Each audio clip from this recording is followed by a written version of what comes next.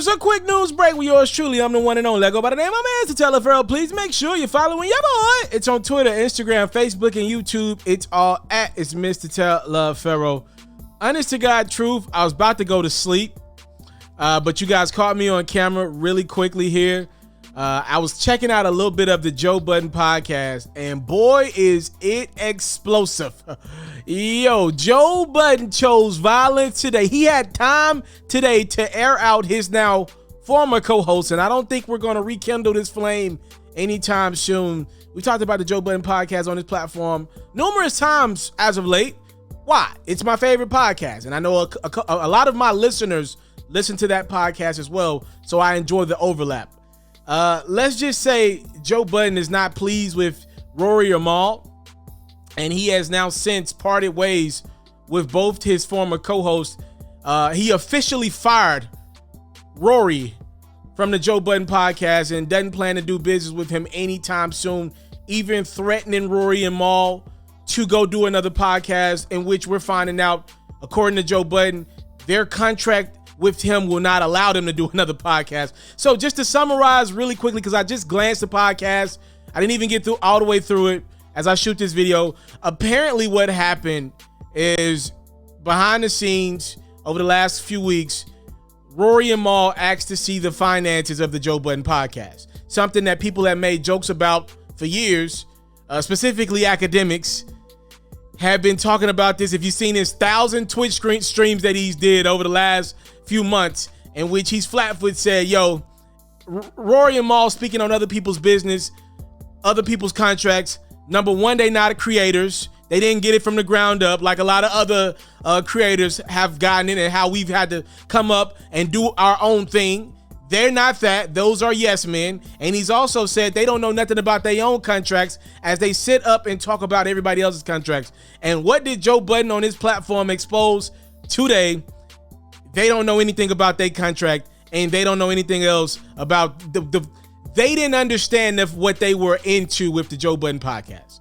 And that, to me, summarizing. You just check out the pod for yourself. I'm telling you, Joe went off. As a matter of fact, Rory and Mal are the #1 trending topic on Twitter right now in the United States. I've seen Joe tweet out some things in which he's doubled down and on his stance. Matter of fact, I found a Reddit article that I'll pull from here that pretty much summarizes what happened. I did not type this. This is somebody that clearly listened to the podcast, but I confirm everything they said. The person said Joe violated Mal and Roy for the entire episode. Parks and Ian pretty much rolled for Joe the entire episode. End of the Mixie Boys era. Must listen podcast episode if you ever been a fan. The entire episode is Joe taking a shit on Rory and Mal and ending the pod. I think he wants to feel like he ended the relationship and he burnt the bridge down, but the whole episode is nasty.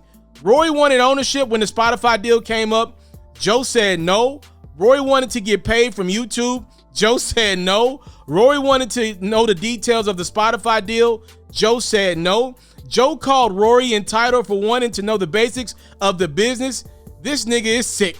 Joe said Rory isn't allowed to question him because he has the final say in everything.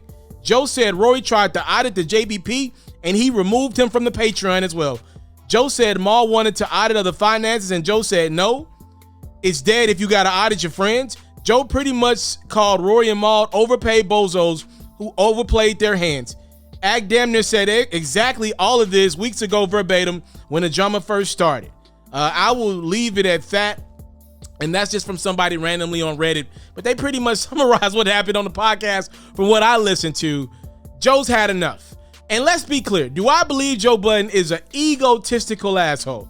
Absolutely. But let me play the devil's advocate. You can be that when you're the boss. You think people got along with Kobe Bryant, Michael Jordan? Hell no. I'm sure stories will come out from years now how guys hated playing with Michael Jordan, hated playing with Kobe Bryant, but they won. Their finances was better because of Kobe, because of Mike. Was Mike and Kobe hard on them? Did Mike and Kobe bring people to places in their career that they never would have gotten on their own? Absolutely. And I think that's what Joe's premise is. And there are a lot of people who are saying that Joe Budden podcast made Joe look worse. I don't see it that way. That's not how I saw it. I saw it as Joe finally pulling the bandage back. I felt like Joe went in depth about some finances. I felt like Joe exposed some jokes. Pretty much put it like this. Everything academics has said about Rory and Mal over the last few years was true. Everything Charlemagne has said about Joe Budden over the last few years was true. Both things were true. And that's how we get to this point. The problem is Joe Budden still has the Joe Budden Network. He ain't sharing his split with anybody. That's his business. That's his baby. And at the end of the day, the person who's the most important person, the one that can go create another Joe Budden podcast, gets the final laugh in this one. And that's the unfortunate part for Rory and Mal. Say what you want about Joe. He can go make another podcast tomorrow. And that's what we've already reported on. He plans on doing with bringing Ice and Ish back into the fold. Rory and Mal are out and Ice and Ish are in as the Joe Budden podcast as we know it comes to an end. Joe Budden has fired Rory straight on the podcast. It is absolutely over.